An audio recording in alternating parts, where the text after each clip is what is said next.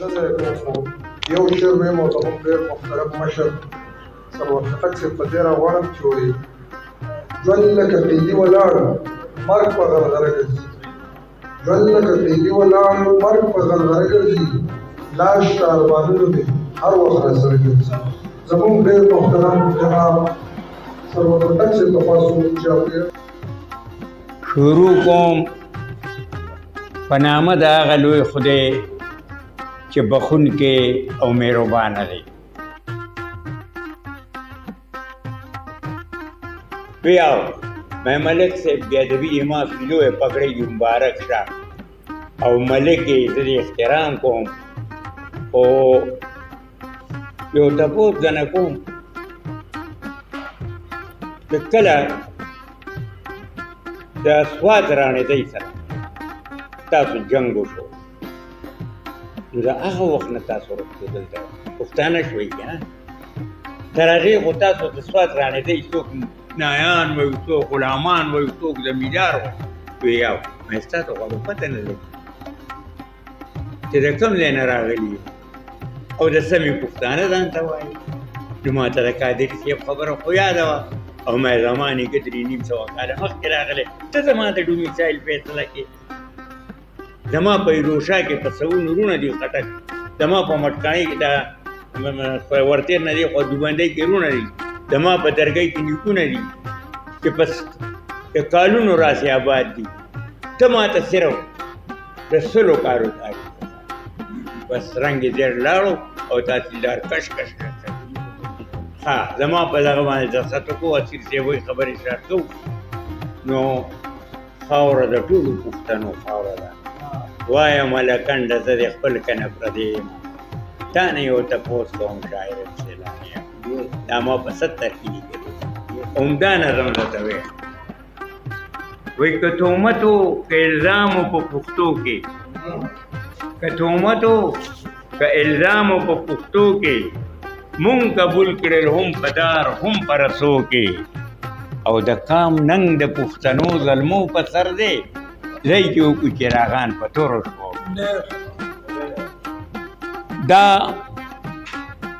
ملکن نظم ما په سن 1971 کې لیکلی و چې کله دا خبرې وشوې دا نو ما ته ډېر مواد دی راکړل نو ما پې ډېره شاعري کړې ده وایم ملکنډه زه د خپل کنه پردی یم تا نه یو تپوس کوم شاعر یم سیلانی یم ای د پښتنو ځمکې او ای د توریالو خاورې ای د عثمان خیلو د غیرت او د عظمت نښې ای د باتورانو دروجانو باجوړو خاورې ای د پښتنو ظلمو د ننګ او د غیرت نښې اسیر صاحب دا موبایل راته راغه کا او ستا د ګلورینو سوکوزار شم د جنت نښې ای د سکندر شکسته ای د ازمرو خاورې ای د هر غلیم د پاره هر ځای د شکست نښې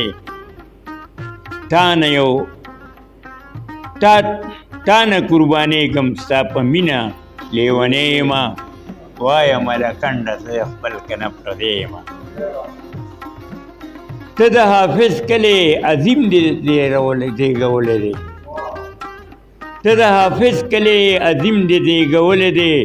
ته د ادم خان وطنې ته د درخانو کورې تا پیر روخان هم سرتور ملنګ پاللی دی ته د شیر عالم مسکنې ته د میمونۍ کورې هر یوه دره دی د ننګیالو ظلمو کلی دی ته مې تربولانه د پښتون د رورولۍ کورې او ستا د تورې شرنګ خو تر مغربه رسېدلی دی ته د پښتونخوا فخر یې ته مې د سیالۍ کورې او ته زما وطنې او زه ستا پښتون زلمی یم وایم هلکنډه زه د خپل کنه پردی یم ستا د ننګ ناموس په خاطر هر وخت جنګېدلی یم تا ته د معلومه ستا نه وینه مې زار کړې ده تا خو ملکنډه زه هر وخت کې ازمایلی یم خوږه ملکنډه تا نه مینه مې زار کړې ده ستا هره دره کې په سرتوره ګرځېدلی یم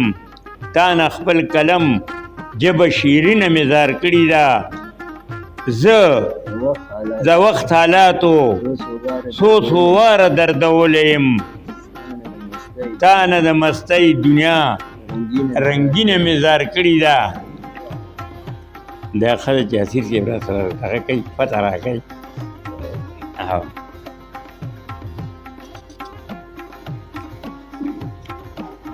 نو ستا په دغه خاوره غوړېدلې پسرلی یمه تا په دغه خاوره غوړېدلې پسرلی یمه تا نه یو تپوس کوم شاعر یم سیلانی یمه ما دې دې ته لږ توجه ورکوئ ما دې په لمن کې د پښتو ګلان کرلي دي ما دې په لمن کې د پښتو ګلان کرلي دي ستا په هر یو ګل کې ملکنډه زه وږمه یمه ما دې په لمن کې د پښتو ګلان کرلي دي ستا په هر یو ګل کې ملکنډه زه وږمه یمه او دا د راټوکېږي غوړېدلي دا د راټوکېږي او سره کېږي غوړېدلي یې تاسو دا د راټوکېږي او سره کېږي غوړېدلي دي ستا د ګلالو زلمو سندره یم ټپه یمه ستا د وخت یارو کې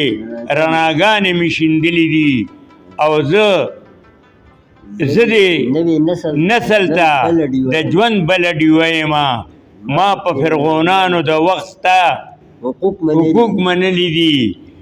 اوس وایم لکنډه ته د خپل کنه پردی یمه